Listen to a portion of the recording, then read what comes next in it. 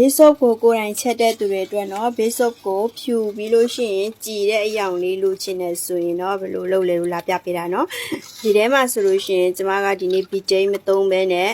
N8000 ပေါ့နော် SLES ကိုသုံးကြည့်တယ်ပေါ့နော် SLES အပြော့စာကိုသုံးကြည့်တာပေါ့နော်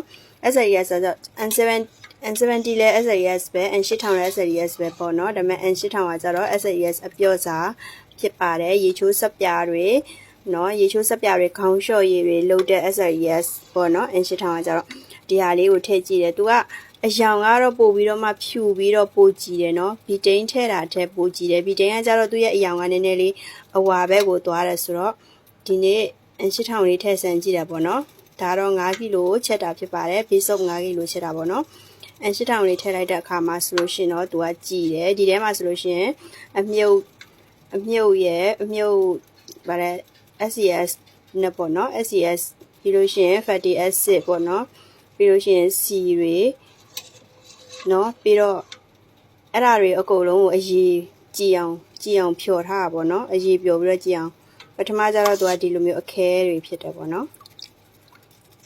အဲ့ဒါလေးတွေကိုအရေးကြည်အောင်ဖြော်ပြီးတော့မှ caustic soda ထည့်မယ်နော်ဒါကတော့ base of ချက်တာဖြစ်ပါတယ်ရှင်